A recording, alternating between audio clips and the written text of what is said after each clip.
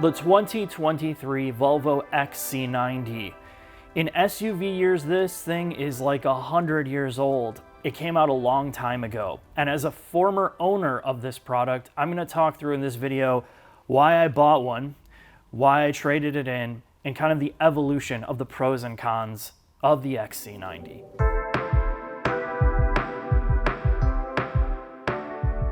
But when you look at what the material designers did, how they made this a classic looking exterior, namely compared to some of the modern SUVs that are absolutely hideous, you would never guess that this has been around since like circa 2015 in terms of design. It really is that good. You can drive this and buy it off the lot brand new and have like literally no issue, and you would think it's a brand new design. The interior space is where most of the excitement is. I'll be completely fair to it. You have these satin alloy finishes on the door. You have these different materials. You have very, very subtle ambient lighting without getting gimmicky. The upper door panel is leather with perfectly integrated wood. The speaker grills look very, very good. And then the XC90 is one of the only Volvo products that have a vertically integrated speaker array. So you have a bass driver at the bottom, mid-range in the middle, and a tweeter in the upper. And this is part of the magic why the interior space, or at least the Bowers in here, sounds so amazing, and why it's one of the best tested audio systems we've ever done under 120 grand. The only thing that is better is the new BMW iX, which is also a Bowers & Wilkins setup. But for the age, the design of this interior, it's held up remarkably well. The seat usability, the storage is pretty decent. The only ding is, like we've talked about since the dawn of time, their infotainment sucks. It was bad when they did the Census design. It's bad when they updated to Android Automotive. I can't believe a company that put this much money into this could just this up so royally, but that's the problem with technology. Everything else looks beautiful except the tech part. So the seats have been updated multiple times throughout the life cycles. They got away from that nubuck leather in the R design, and now it's just a regular leather seat. The fabrics have changed on the seat, and this is a good example in the 2023. It looks like a recycled, almost like suit material. It's quite amazing until you realize, hey, you better be careful with it because it's going to stain quite easily. But overall usability, functionality, the seats are manual in the back, and the third row is very easy to get into. The big selling point of this, and I appreciate it more and more now, is the rear hatch usability. With the second and third row down, despite the numbers not really showing it, the overall cargo capacity with the the third row down is much bigger than what you find on the X7 and even like the MDX version. It's just the overall usability, the usable space, the load floor is lower, the hatch width at the top is bigger, so you get a lot more space. And I parked all these next to each other so you can kind of see that. That's a huge selling point for the XC90. The other part for me is, when you get over the interior and exterior design, how does it feel to be in here? And it feels like a much more expensive space than it is. And almost every single person that's gotten into this has appreciated it. The way that the second row is cooled and heated, and even the third row, it's a lot for your money. Let's just put it that way. Now, why did I buy one? I needed a hauler. I needed a hauler for my camera gear. I needed something that I could use for a car-to-car type shooting vehicle to put cameras on it and then go cross-country. So I wanted air ride. I wanted that comfort if I had to put this a little bit off-road so it could damp the cameras a little bit better than a sportier vehicle. And I wanted a really nice interior with an audio system. And I got this circa 2020. I got a 2019 model used with 10,000 miles on it. The reason I sold it, just getting cutting to the chase, is it was a pile. Had a supercharger problem, they had to replace that. The car was running so rich that it burned out the primary cat, so then they had to replace the catalytic converter. It also had the Polestar tune, which I never switched to Polestar mode because it just drove like shit. It always had hesitation because I had the T6, which had supercharger, turbocharger, but it did not have the battery part, the hybrid part, thank God. But it just never ran right. The transmission was jerky. It just was not a good drivetrain. I complained to the dealer multiple times about that, and they just said that's what it was. And to add injury to insult, I barely got 18 miles per gallon, like lifetime. It didn't matter how I drove, I always got shit fuel economy. And out of a 2-liter, It was a big deal because my X7 that I replaced it with has a twin turbo V8 that gets the same fuel economy. And I'm not kidding. So, the whole concept of this engine was to be modular. So they could have 1 2-liter that could scale out with more power, less power, hybridization. And it was supposed to be more green. Well, it certainly wasn't more green in terms of fuel economy. The next problem I had was the air ride. I wanted air ride, but clearly their implementation was not nearly as good as other brands. It didn't ride any better than the coil spring version. In fact, I feel like it rode much worse. And so I had clunks from that. I had a leaky air spring in the back that they had to service. And I think there was a few more things, like the braking system is horrible. This has one of the worst brake setups I've ever been in a vehicle. It reminds me of something from like the 80s. If you took this on a road trip and leaned on the cruise control or active cruise control where it's braking for you, you do any downhills, you're going to warp rotors. Like, you don't even have to brake hard. If you're on the brakes and anything on a road trip, you're going to warp rotors. I went through 3 sets in like 25,000 miles. And it's just common to this. They undersize the rotors and calipers. There's not enough cooling to them. So that's another huge issue with it. Tires were super expensive. The winters and the summers were pushing $400. That sucked. And just the overall performance wasn't what it needed to be. That was it. But the deal breaker for me is when I had a leaky roof. So the roof leaked water into the center sensor pack here, and it was leaking in a road trip that we took to Tennessee to do the Nissan Z video. Had this thing loaded full of gear, met the Nissan rips to do this, and I'm driving around with a towel on the dashboard. And when I took it to the dealership, they're like, we don't know if we can fix it. They had to take the roof apart, take the glass apart, try to do it because the channels weren't blocked, the water drainage channels. So there was something else going on in the roof, and I'm like, I'm done with this thing. And that's when I decided to trade it in.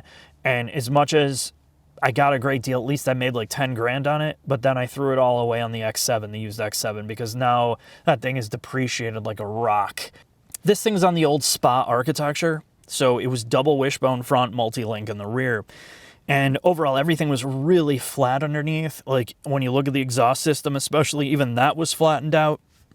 They did a really good job in terms of packaging for this time, but I feel like this architecture compared to newer vehicles, it leaves a lot to be desired, despite it looking very like upscale and premium.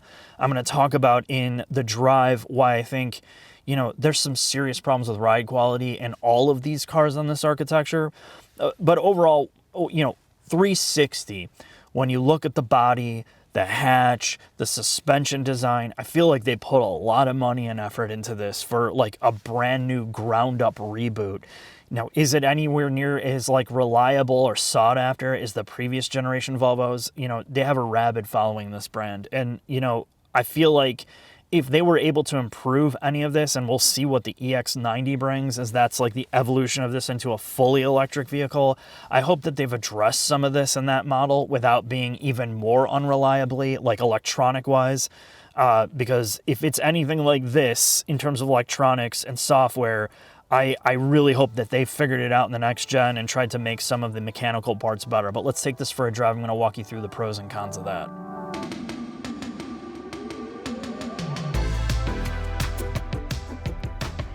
This is likely my last drive in the updated XC90. I'm going to walk you through my experience with this car and the evolution of it. So I'm going to launch in hybrid mode.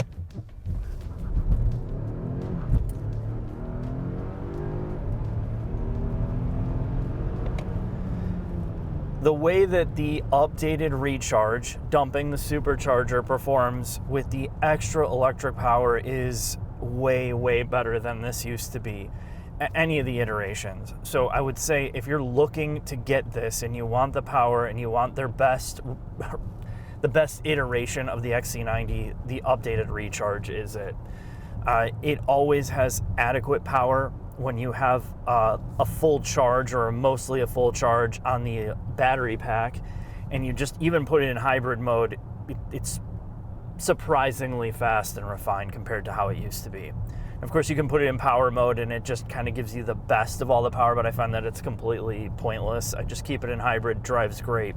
When you put it in pure, it just goes into EV only mode, and it's slow. Like, there's not enough electric power from the motor to propel this, so don't think of it as a pure EV. You can tool around in pure mode and go in electric only, but it's not the greatest. Now we go into, if you're looking at a used XC90, I would avoid the T8 altogether, because with our experience, before they made this revision with the supercharger, there was a lot of check engine lights, a lot of like software calibration issues. It's something I would definitely stay away from and stick with the T5, just the turbocharged only variant, which I know is a hard pill to swallow, and I would absolutely stay away from the T6 with the supercharger and turbocharger. Based on my experience, it just was not good. Tuning was weird, has strange bucking, hesitation, it's always pulling timing.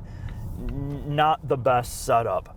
But again, all of these, if you're gonna buy this, all of them should have a warranty. If you can find one CPO'd, best route to go. You'll probably save a lot of money and you'll be very happy with it. Now, the thing about the XC90 that's kind of plagued this platform since it was new, and I talk about it in a lot of the Volvo products, is the body structure and the way that they have the suspension set up. You would think, you know, double wishbone, a lot of aluminum stuff, you know, adaptive dampers, air ride. You would think this thing would ride like a dream. And its biggest issue is it doesn't matter if you have air ride or you don't have air ride. It's just there's a lot of oscillations through the suspension into your driver's seat. Doesn't matter what speed, but if you hit these like subtle, like this dip here, they're like mini speed bumps, and what you get is this low frequency oscillation in the ride. It's like this. It just always has this like shudder that you feel through your seat. Your body becomes part of that frequency of hitting bumps, and you always feel it through the steering wheel. You always feel it coming through the wheels, through the body, into your seat. They've not figured out a way to control those low frequency impacts, and it always has that washboard effect. The worse the pavement, the worse it gets. What it feels like is the tires are overinflated by like 30 psi. That's if you really want to feel what it feels like, that's what it is. And compared to its luxury competitors, that's what the XC90 does the worst. You get into a you get into an Audi product, you get into a BMW product, you get into the new MDX, and those are just far superior in terms of ride refinement. The other thing that kind of has always set me off about this, and obviously with the updated version, you lose drive modes. You only have hybrid pure and power mode, which is just essentially how it controls the electric motor. It doesn't allow you a lot of flexibility, and of course, you can't really do anything with stability control. So this thing is hyperactive in terms of stability control. And it's front-wheel drive. It's a front-wheel drive architecture. And it's not to say that it doesn't manage the power well, namely with e-all-wheel drive, but it doesn't matter if you have the e-all-wheel drive system or the traditional on-demand setup, it always feels front-wheel drive. So the problem with it for a premium product is you'd think with, you know, having a really good suspension layout in the front that it would be able to manage the front end. And every time you go into a corner, it's literally like driving a front-wheel drive car. It doesn't stay on its intended path. So if I take this here and I go and I accelerate, I mean, it's literally trying to push you off the road, and all you feel is the stability control, like off, like trying to control it, where the other competing products, including the MDX, which is front-wheel drive biased, but the SH all-wheel drive system with the torque vectoring in the back it gets rid of that understeering feeling and rotates the vehicle naturally, and that's not what this does. And unfortunately, it's one of the biggest deficits of the Volvo products. They just can't compete on that level in terms of ride refinement and handling. Now, as I talked about in the interior, they do make up for it in other ways. And, you know, these are hyper safe vehicles. They're hyper well built in terms of body structure. They're just, you know, it is what it is. You know, you got to take it for what it is, and the fact that this is an older platform, and I'm hoping that the EX90 fixes some of this stuff. Their next generation solves some of these body issues and ride quality issues.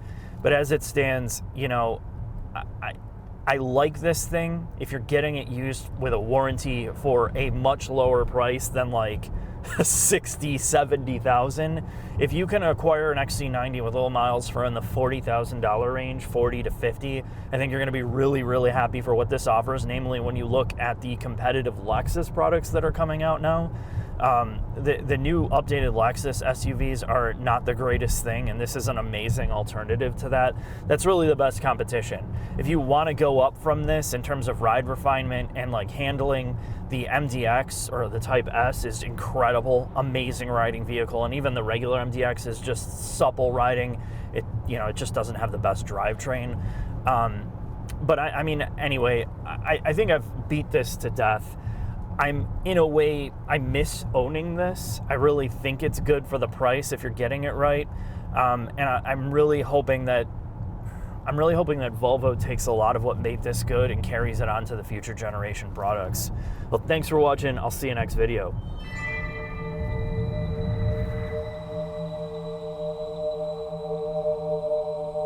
Unlock unparalleled synergy by subscribing to Savage Geese, the ultimate paradigm shift in automotive content consumption. Leverage our disruptive thought leadership to catalyze your knowledge growth and drive a holistic understanding of the vehicular ecosystem. Don't miss this game-changing opportunity to become an integral stakeholder in the Savage Geese community.